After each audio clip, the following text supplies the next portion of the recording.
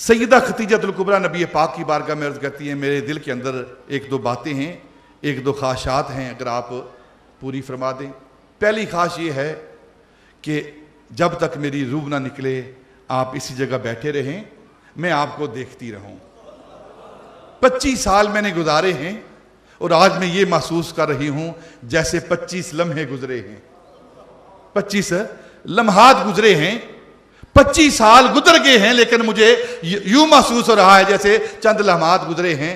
और जब तक खतीजा की रूह नहीं निकलती आप यहां बैठे रहें, मैं आपको देखती रहूं ताकि आसानी के साथ मेरे जिस्म से रूह निकल जाए।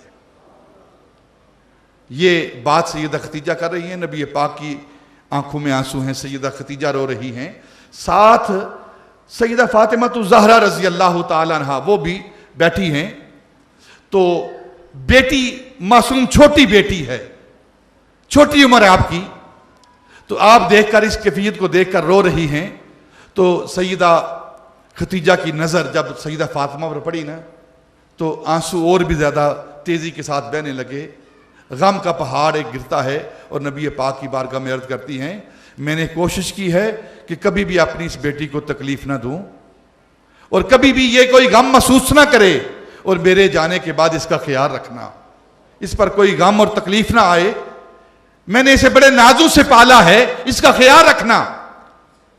और तीसरी मेरी ख्वाहिश है, वो इजहार करते करते ना आंखों में आंसू हैं, रो रही हैं, और इजहार करते करते सैयदा खतीजा की ज़बान रुक गई और कुछ कह ना पाई। नबी पाक सल्लल्लाहु अलैहि वसल्लम मोहब्बत भरे अंदाज में, प्यार भरे अंदाज में सैयदा खतीजा से फरमाते हैं, खतीजा कहो क्या बात कहना चाहती हूं, मैं मोहम्मद तेरी हर बात मानने के लिए तैयार हूं, बताओ क्या कहना चाहती हो।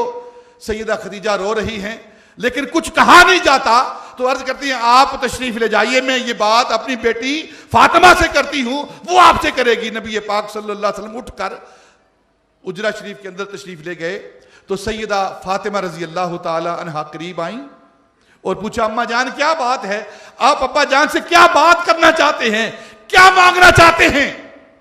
तो सैयदा खतीजा ने कहा, मेरी ख्वाहिश है कि जो चादर आपने अपने कंधों पर रखी हुई है, जो जब वही नाज़िल होती है अपने कंधों पर चादर ओढ़ते हैं, मेरा आखिरी वक्त है, मैं ख्वाहिश करती हूं वो चादर मुझे मिले।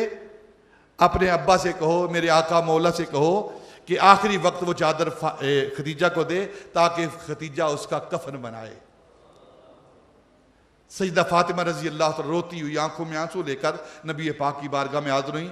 या रसूलल्लाह, अब्बा जान, अम्मा जान कहती हैं कि ये चादर जो मुदस्सर की चादर है ये मुझे दीजिए, आखिरी वक्त है, ताकि मैं इसका कफन बनाऊं और अपने ऊपर ओढ़ कर मैं कब्र के अंदर लेटूं।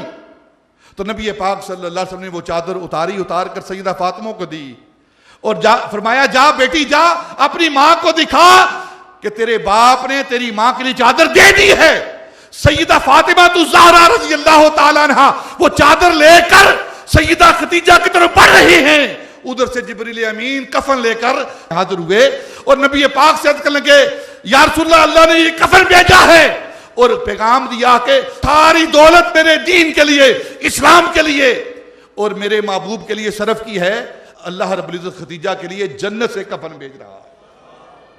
वो सैयदा खतीजतुल कुबरा रजी अल्लाह ताला अन्हा जिनका कफन जन्नत से आता है, वो सैयदा खतीजतुल कुबरा रजी अल्लाह ताला अन्हा जिनके लिए सलाम अल्लाह की तरफ से आता है, वो सैयदा खतीजतुल कुबरा रजी अल्लाह ताला अन्हा जिनके लिए सलाम जिब्रील अमीन की तरफ से आता है, वो सैयदा खतीजतुल कुबरा रजी अल्लाह ताला अन्हा जिनका आखिरी वक्त वसाल नबी पाक सल्लल्लाहु अलैहि वसल्लम के हाथों में होता है।